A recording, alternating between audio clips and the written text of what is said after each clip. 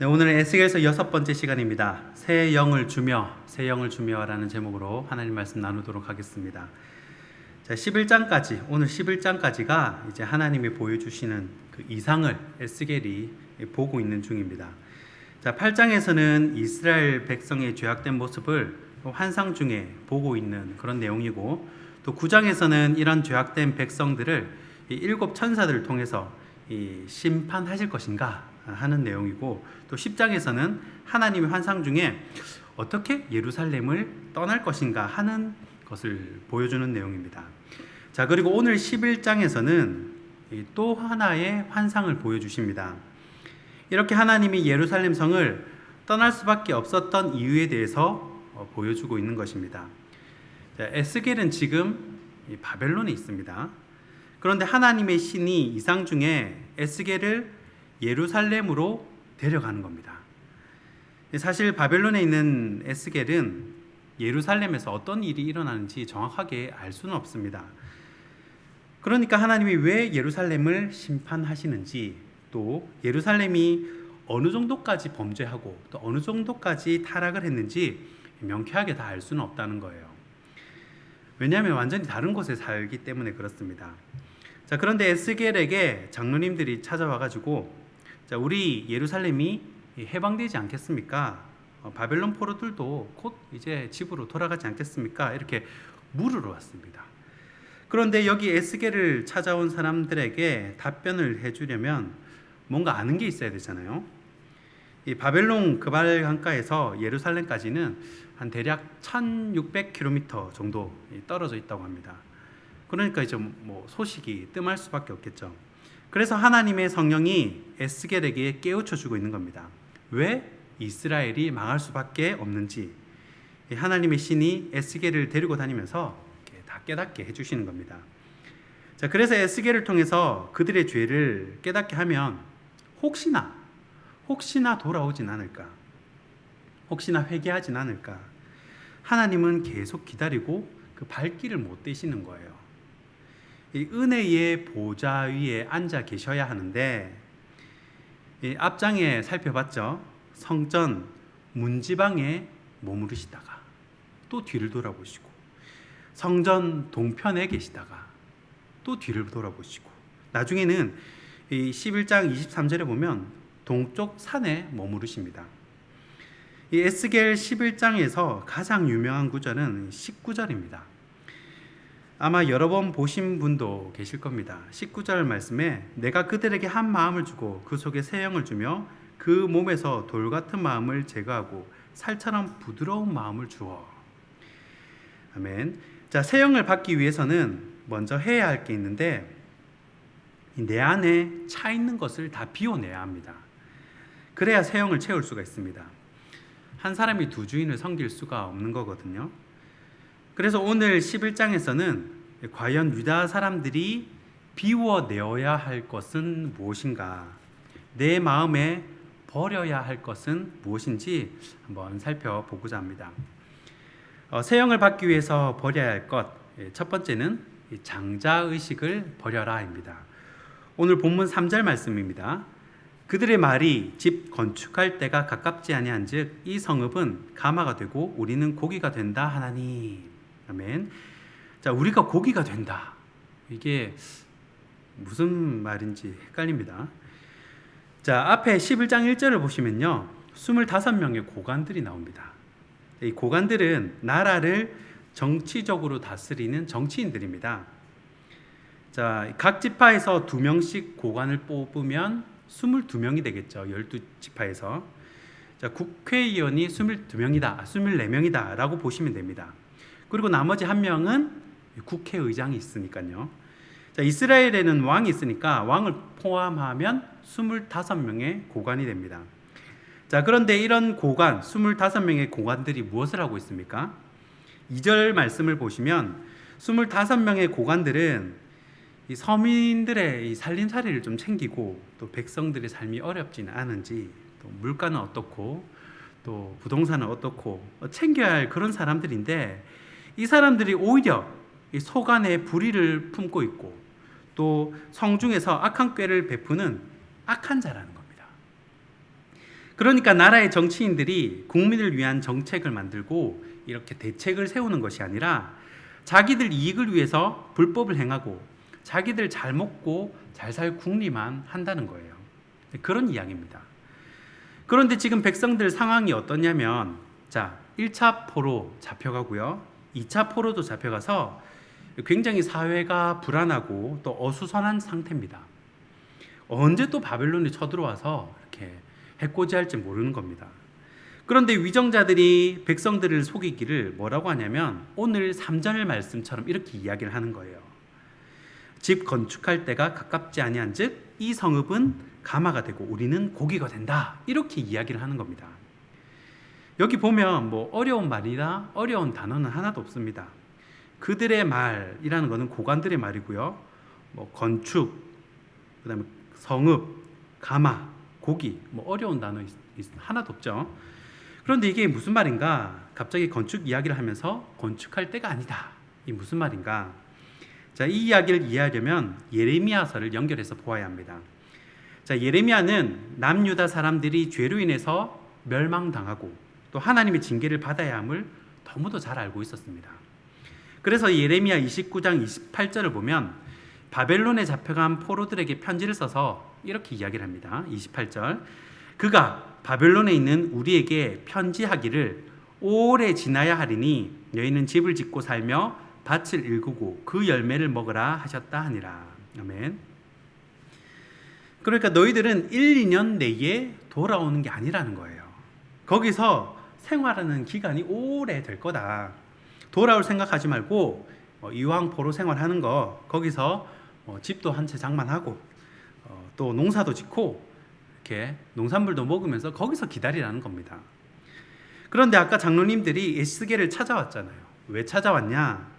아니 예루살렘에서는 하냐냐라는 이 왕궁 선지자가 예레미야의 목에 있는 멍에를 뒤에서 꽉 쳐가지고 꺾어버리면서 하나님이 바벨론의 멍에를 꺾으셨다. 우리는 바벨론에서 곧 해방된다. 이 포로들도 1, 2년 안에 돌아온다. 이런 이야기를 하니까 이 말이 소문이 나가지고 바벨론에 있는 포로들까지 이 얘기를 알게 된 겁니다. 그러니까 바벨론의 포로들이 이 소문을 들으니까 우리는 뭐 1, 2년 뒤에 돌아갈 건데 여기서 뭐 집 지을 필요가 있냐? 집 지을 때가 아니네. 그렇게 생각을 하는 겁니다. 자, 그러니까 유다 포로들은 이제 곧 돌아갈 생각만 하는 거예요. 뭐 돌아갈 생각을 하는데 뭐가 뭐 손에 잡히겠습니까? 그러면서 하는 말이 이 성읍은 가마가 되고 우리는 고기가 된다. 그런 맥락에서 한 것입니다. 제가 그 옛날에 시골에서 한 1년을 살았는데 그때 할머니가 음식을 하면요, 부뚜막에 그 가마가 2개가 있었어요. 시꺼먼 가마가, 큰 가마솥이 2개가 있었습니다. 그런데 이게 장작을 이제 떼어가지고 이렇게 하는데 막 저도 불장난을 같이 했거든요. 그런데 그 가마솥 뚜껑이 얼마나 무거운지 제가 7살 때쯤으로 기억하는데 그 시커먼 뚜껑이 꼼짝도 안 해요. 들려니까 너무너무 무겁더라고요. 그래서 그 뚜껑을 이렇게 옆으로 밀더라고요, 할머니는. 해가지고 뚜껑을 닫아 놓으면요, 그 안에 고기가 있어도, 백숙이 있어도 뭐 고양이나 쥐가 와서 그 고기를 건드리지 못합니다. 그 가마솥 뚜껑이 덮여있기 때문에. 바로 그 이야기입니다. 예루살렘 성은 튼튼한 가마고, 이 천혜의 요새 지역이 있다 그랬죠. 높은 지역에 튼튼한 가마고, 그 안에 고기는 이스라엘 백성들이기 때문에 고양이나 쥐들이 절대 건드릴 수가 없다는 것입니다. 예루살렘 성에 대한 자부심이 상당하죠. 유대인들은 옛날부터 선택받은 민족이라는 이 선민 사상이 굉장히 강합니다. 뭐 기독교에도 그런 게 있죠. 뭐 장자교단이다, 뭐 장자교회다, 뭐 합동이 장자교단이고 또 우리 교회가 뭐 우리 노예의 장자교회고 이런 이야기를 꽤 들었습니다. 내 교회를 사랑하고 아끼는 자부심까지는 괜찮은데 그것이 지나치다 보니까 교만이 되더라는 겁니다. 이스라엘을 보십시오. 거짓 선지자들이 자꾸 여러분은 평안합니다, 안전합니다, 바벨론의 멍에는 끊어집니다, 이런 식으로 예언을 하니까 백성들이 그렇게 생각을 하는 겁니다. 여기는 하나님의 도성이고 하나님이 계신 곳인데 어떻게 이 성이 무너지겠냐는 거예요. 그렇게 생각을 하는 거죠. 실제로 예루살렘 성은요, 솔로몬이 그 성전을 세운 이후로 단 한 번도 무너진 적이 없습니다. 특히 히스기야 왕 때 세계 최강 이 아수르 군대가 18만 5천 명이 예루살렘에 쳐들어온 적이 있습니다. 그때 이제 예루살렘이 버티기를 하다가 아수르 군대가 하루아침에 전멸을 당하잖아요. 그러니까 사람들이 또 그때를 생각을 하는 겁니다. 이번에도 하나님이 도와주실 거야. 하나님의 자녀인데 설마 내버려 주시겠냐. 그렇게 생각을 하는 거죠. 그러니까 고관들이 예루살렘 성은 가마솥이고 우리는 그 안에 고기니까 절대 안전하다. 걱정 마라. 이러고 있는 겁니다. 자, 그런데 하나님은 이상 중에 에스겔에게 뭐라고 얘기를 하냐? 4절 말씀입니다. 그러므로 인자야 너는 그들을 쳐서 예언하고 예언할지니라. 안전하지 않다는 겁니다. 5절 말미에 너희가 이렇게 말하였도다 그러죠. 이렇게 이야기하는 겁니다. 우리는 가마솥의 고기고 절대 안 망한다. 바벨론에 집 지을 필요가 있냐? 곧 돌아갈 건데 이런 생각을 다 아신다라는 거예요. 다 아신다. 그리고 이제 심판의 이유가 6절에 나옵니다. 6절에 너희가 이 성읍에서 많이 죽여 그 거리를 시체로 채웠도다. 이제 살육을 한 거죠. 그래서 7절에 그러므로 주 여호와께서 이같이 말씀하셨느니라. 이 성읍 중에서 너희가 죽인 시체는 그 고기요 그 성읍은 그 가마인데 너희는 그 가운데서 끌려 나오리라. 자, 아무리 가마 안에 있어도 하나님께서 어떻게 하시겠다는 겁니까? 끄집어내겠다는 겁니다. 그리고 8절에 너희가 칼을 두려워하니까 너희가 제일 두려워하는 그 칼을 보내겠다. 그리고 이스라엘 백성들을 이제 끌고 가는 겁니다. 자, 10절에 변경해서 너희를 심판하리니 요대로 되죠. 그 마지막 왕 남유다 마지막 왕 이 시드기야가 바벨론 포위가 점점 조여오니까 예루살렘 성을 버리고 비밀문을 통해서 이제 도망을 갑니다. 그런데 바벨론이 이제 쫓아가죠. 어디까지 쫓아가냐면 림나라는 곳까지 쫓아가서 잡힙니다. 이 시드기야가 잡혀요. 그리고 끌고 오죠. 예루살렘에 끌고 와가지고 그 얘기입니다. 그래서 12절에 하나님께서 하신 말씀들이 그대로 이루어지는 것을 보고 하나님은 살아계시는구나. 정말 하나님이 여호와시구나. 그렇게 인정하게 된다는 것입니다. 자, 그러면 새 영을 받기 위해서 버려야 할 것 두 번째는 뭐냐? 권위의식을 버려라입니다. 13절 말씀입니다. 이에 내가 예언할 때에 분야의 아들 블야다가 죽기로 내가 엎드려 큰 소리로 부르짖어 이르되 오라 주 여호와여 이스라엘의 남은 자를 다 멸절하고자 하시나이까 하니라. 아멘. 자, 13절 말씀을 보니까 에스겔의 말에 이 고관들이 좀 격하게 반응을 한 것 같습니다. 자, 에스겔이 앞서 9절, 10절, 11절, 12절 계속해서 뭐라고 얘기하냐면 너희들은 벌 받을 것이다. 하나님이 심판하실 것이다. 너희들이 하는 짓은 이방인하고 똑같다. 이렇게 좀 세게 말을 했죠. 돌직구를 날리니까 이 고관들 입장에서는 어떻겠습니까? 기분이 나쁘겠죠. 죄인 보고 죄인이라 그러면 기분 나쁘잖아요. 그래도 고관들은 각 지파를 대표하는 이 정치인들이고 또 나이도 또 어느 정도 있으신 분들인데 여러분 에스겔 해봤자 나이가 고작 25살에 끌려왔잖아요. 그리고 5년 후부터 환상을 봤으니까 고작 해봤자 30살 좀 간 넘었을 거라고요.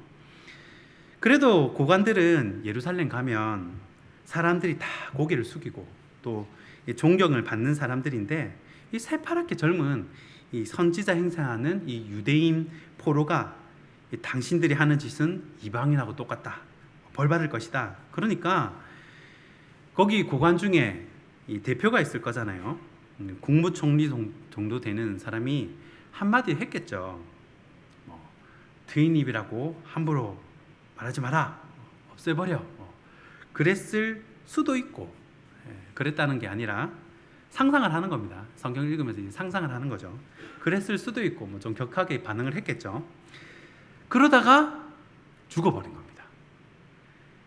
24명의 고관들이 이 나라의 높으신 국회의원들이 얼굴이 사색이 됐겠죠. 그리고 에스겔도 놀랐을 겁니다. 그래서 뭐라고 합니까? 큰 소리로 부르짖어 이르되 오라 주 여호와여 이스라엘의 남은 자를 다 멸절하고자 하시나이까. 이 에스겔도 이 적잖이 당황을 한 겁니다. 성경마다 편집자에 따라서 각 장의 장 제목이 약간씩 다릅니다. 저는 이제 여러 버전을 보기 때문에 어떤 성경에는 이 부분의 장 제목을 부패한 지도자에 대한 형벌이라고 붙여놨어요. 요 내용을 부패한 지도자에 대한 형벌 이렇게 붙여놨습니다. 유다가 망하는데 남유다가 망하는데 사실 이 지도자들의 이 부패가 절대적인 역할을 한 것은 사실입니다. 이 왕들이 세운 정책에 따라서 국민들이 움직이기 때문입니다. 그런 지도자들의 부패와 이 잘못된 권위의식까지 더해지니까 이 나라가 점점 가라앉게 되더라는 겁니다. 결국 이런 것들을 다 버려야 새 것을 채워 넣을 수 있다는 것이죠. 자, 그러면 새 영을 받기 위해서 버려야 할 것, 세 번째는 무엇이냐? 허례의식을 버려라입니다. 오늘 18절 말씀입니다. 그들이 그리로 가서 그 가운데의 모든 미운 물건과 모든 가증한 것을 제거하여 버릴지라. 아멘. 자, 여기서 그들은 유다 백성들이고 그리로 가서라는 말은 바벨론으로 끌려간다는 말입니다. 그곳에서 모든 미운 물건과 모든 가증한 것을 제거하여 버릴지라라고 말씀을 합니다. 자, 하나님을 섬기고 예배할 수 있는 환경은요, 바벨론보다는 예루살렘이 훨씬 좋습니다. 왜냐하면 이미 예배 드릴 수 있는 세팅이 다 돼 있잖아요. 성전 잘 지어놨죠. 그리고 다 믿는 사람끼리잖아요. 믿는 사람끼리 모여 있어서 이방 나라보다는 예루살렘이 훨씬 신앙생활하기가 편하다는 겁니다. 그런데 이렇게 환경이 좋아서 그런지는 몰라도 예루살렘에 있을 때 더 우상 숭배를 많이 하고 더 죄를 많이 짓습니다. 자, 성경을 한 장만 앞으로 넘겨서요. 한 장만 앞으로 넘겨서 에스겔 8장 14절을 한번 읽어보겠습니다. 자, 우리가 살피지는 않았지만 에스겔 8장 14절에 보면 여자들이 성전 들어가는 문에서 담무스 신을 위해서 애국하는 장면이 나옵니다. 에스겔서 8장 14절 우리 함께 읽겠습니다. 시작. 그가 또 나를 데리고 여호와의 전으로 들어가는 북문에 이르시기로 보니 거기에 여인들이 앉아 담무스를 위하여 애곡하더라. 제가 이 전도사 시절에 아직도 기억나는 이 부장님이 계십니다. 큰 교회였는데 옆에 수영로 교회죠. 사역자가 이제 많이 수백 명이 거쳐간 교회니까 그래서 그때 초등부 부장님께 제가 물어봤습니다. 배우려고. 부장님 혹시 지나간 사역자 중에 기억 남는 사역자가 있습니까? 이렇게 물어봤어요. 저는 훌륭한 사역자 있다 그러면 어떻게 사역을 했는지 얘기를 듣고 저는 좀 배우기 위해서 좋은 의도로 그렇게 얘기를 했습니다. 그렇게 물어본 거죠. 그랬더니 부장님이 굉장히 단호하게 이렇게 말씀하시는 겁니다. 지나간 사역자는 말할 필요가 없다는 거예요. 자기는 지금 자기랑 같이 사역하는 목사님, 전도사님 최고라는 겁니다. 정말 지혜로운 분이시죠. 내 교회를 자랑하고 내가 지금 함께 사역하고 섬기는 사역자를 최고로 생각하고 저는 그 부장님이 제일 행복하게 신앙생활 하신다고 생각을 합니다. 톨스토이가 이렇게 말했다죠. 가장 소중한 시간은 지금이고 가장 소중한 사람은 지금 내 앞에 있는 사람이고 가장 소중한 일은 지금 내 앞에 있는 사람을 행복하게 해주는 일이다. 하나님의 성전에서 하나님이 뻔히 보고 계시는데 다른 우상을 위해 울고 담무스 신 사랑합니다. 담무스 신 최고입니다. 그러는 겁니다. 여러분 에스겔 8장 16절 한번 보십시오. 에스겔 8장 16절. 에스겔 8장 16절 우리 함께 한번 읽어보겠습니다. 시작. 그가 또 나를 데리고 여호와의 성전 안뜰에 들어가시니라. 보라, 여호와의 성전 문 곧 현관과 제단 사이에서 약 25명이 여호와의 성전을 등지고 낫을 동쪽으로 향하여 동쪽 태양에게 예배하더라. 야, 기가 차죠. 태양신을 섬긴다 그러면 딴 데 가서 좀 하든가요. 딴 데 가서 굳이 예루살렘 성전에 와가지고, 그쵸? 그것도 성전 안뜰에서. 여러분, 성전 안뜰에 들어왔다는 말은 유대인이란 말입니다. 이방인들은 안뜰까지 못 들어와요. 이방인은 바깥뜰까지만 올 수가 있습니다. 그것도 성전을 등지고. 하나님 싫다 그거죠. 자, 인사는 해도 눈은 안 마주치는 겁니다. 하나님 안녕하세요. 눈은 안 마주쳐요. 사람이 다 알죠. 성전을 등지고 태양신에게 예배를 하는 겁니다. 태양신님, 제 마음을 받아주세요. 막 울면서 찬양을 하고.